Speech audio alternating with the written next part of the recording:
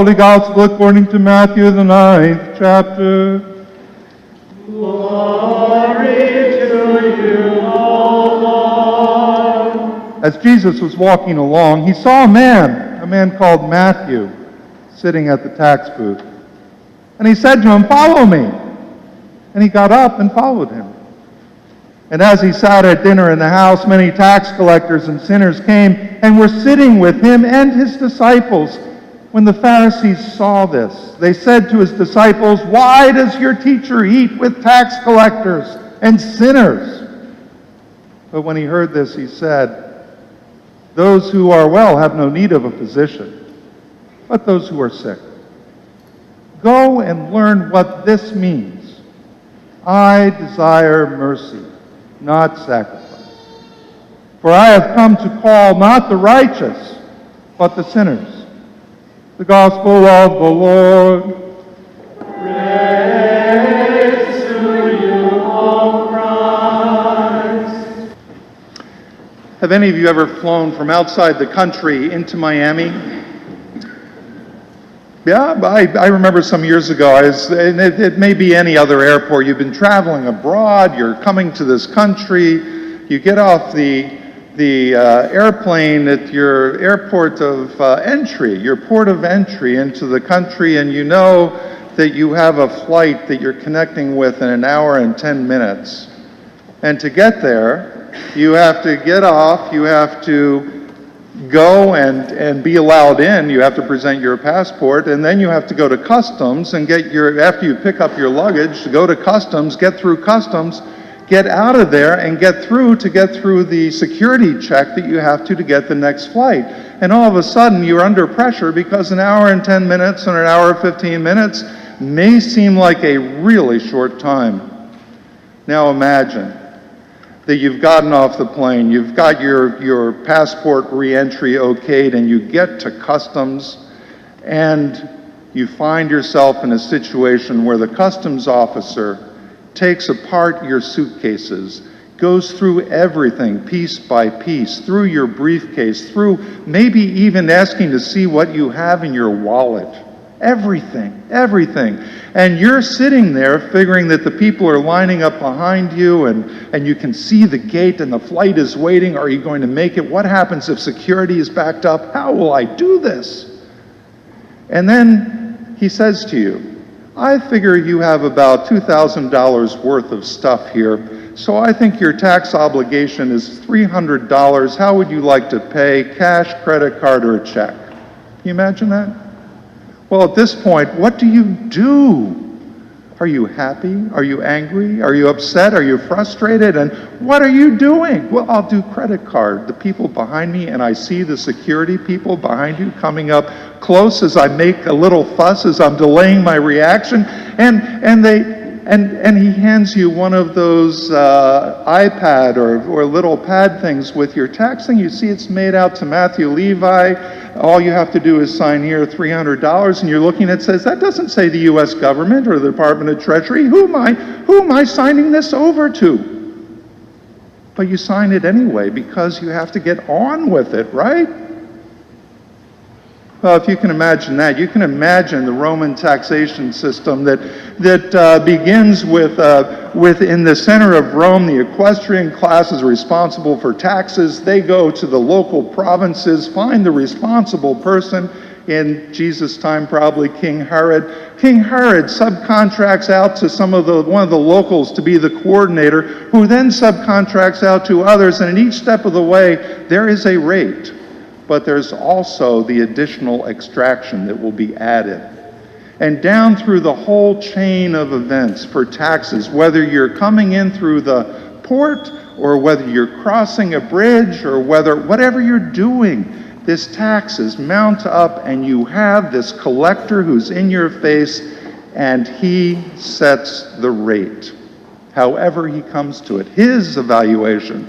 I know that, in fact, my stuff is only worth about $1.99, and you're saying $400 in taxes? Are you kidding? But that's what angered people so very much. And you can imagine Jesus coming in through the port of Capernaum, off of the Sea of Galilee, walking off the dock, and there in the tax booth sits Matthew. Matthew. In that time of Jesus, they described the tax collectors as, or Philo, a Jewish Greek philosopher, said that the Romans deliberately choose as tax collectors men who are absolutely ruthless and savage and give them the means of satisfying their greed, leave undone no cruelty of any kind, and recognize no equity or gentleness as they collect the taxes. They spread confusion and chaos everywhere. They exact money not only from people's property, but also from their bodies by means of personal injuries, assault, and completely unheard of forms of torture. Doesn't sound much like it makes the IRS seem pretty mild, don't you think? But there is Matthew in his tax booth, working for the port authority, collecting the taxes of entry, evaluating, seeing a person, well, ka-ching, one person, anything that's quantifiable is taxable, right? Anything you can measure and convert into numbers can convert into taxes, and so he does.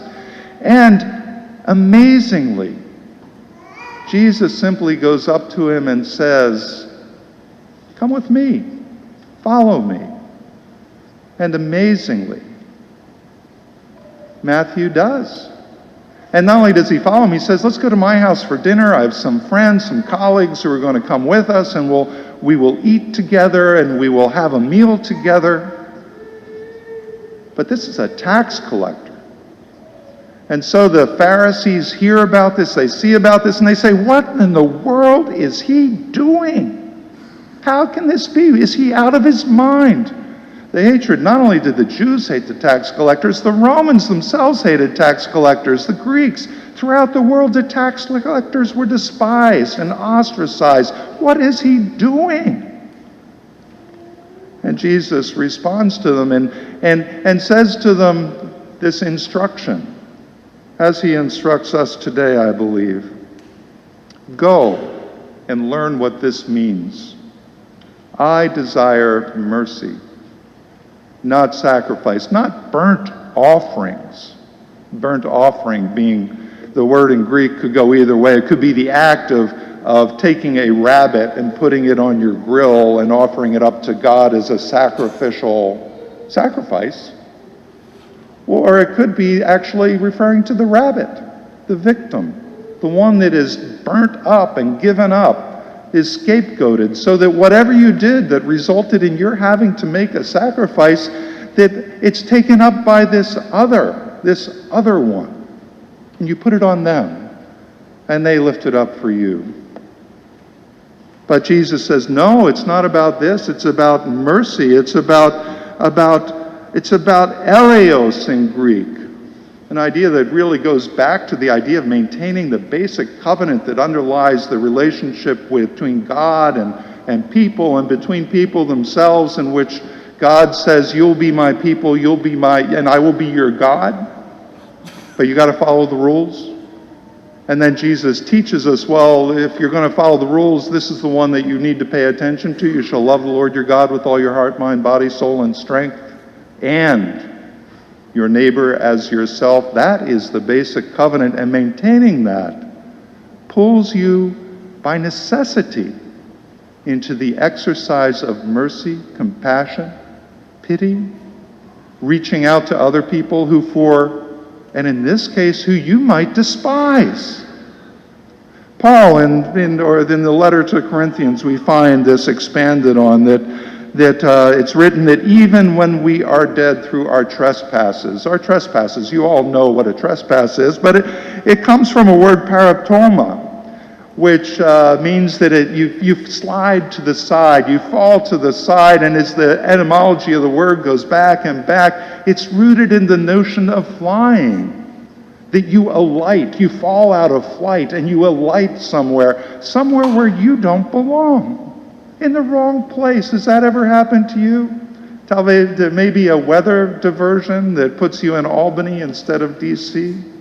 where because of maybe not even being able to get off the ground or some kind of plane malfunction that you have to land in the wrong place at the wrong time, which means you don't get to the family celebration, you don't get to the meeting, you don't get to the place where you're supposed to make the presentation on which your career hangs, all those things, that even when we are dead, killed, wiped out, blown away by this crash of alighting in the wrong place at the wrong time, in spite of that, we find that God made us alive together with Christ. He made us alive by grace.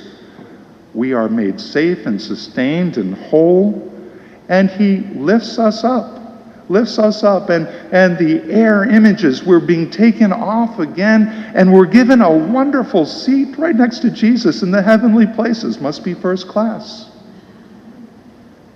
So that in the ages to come, He might show the immeasurable riches of His grace. This incredible experience of something that's not expected, is surprising, and that immediately results in your saying, thank you. Thanks be to God.